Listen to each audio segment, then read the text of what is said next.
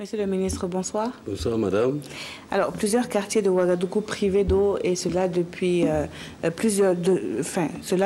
des jours durant. Quel est véritablement le problème? Ok, je vous remercie.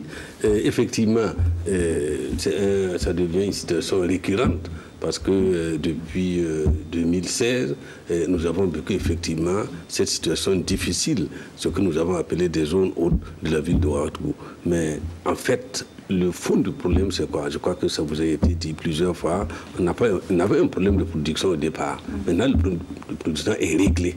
Maintenant, on a un problème de distribution. Quand nous disons la distribution, ça va de la construction des châteaux d'eau, ça va à l'enfouissement des grosses canalisations et ça va justement à l'équipement des branchements familiers et particuliers et des bornes fontaines. C'est là où se pose le problème. Mais en fait, le gros problème, c'est quoi? Il faut le dire, c'est un problème d'inefficacité et de non-respect des engagements des entreprises commis à ces travaux-là.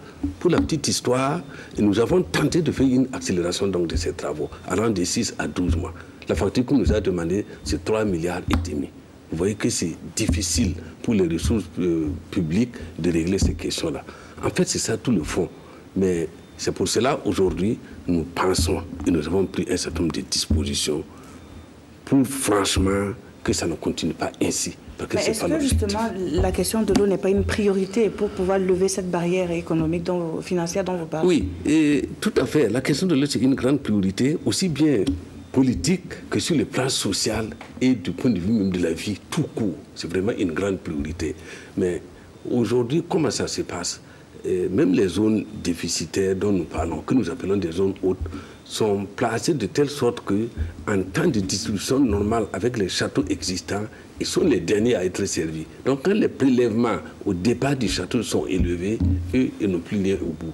En réalité, ces quartiers ont de l'eau, mais de façon tardive le soir. On leur a dit, c'est entre 24 heures et 2h, 3h du matin.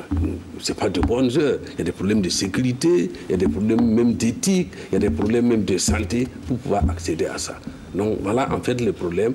Mais nous pensons que même au niveau du ministère, même au niveau de l'ONIA, même au niveau du gouvernement tout court, on a mis en place une stratégie pour résorber ça. Mais vous savez, c'est comme tout chantier, c'est comme toute activité de terrain. Des aléas cyclistes. Et je crois que ce sont ces aléas-là qui nous ont conduit aujourd'hui à cette situation. Donc, est-ce que ces chantiers ne sont pas venus un peu tard? Est-ce qu'il n'y a pas eu un manque de vision quelque part pour justement, après, on est en avril 2019 et après plusieurs promesses, on en est toujours à cette situation?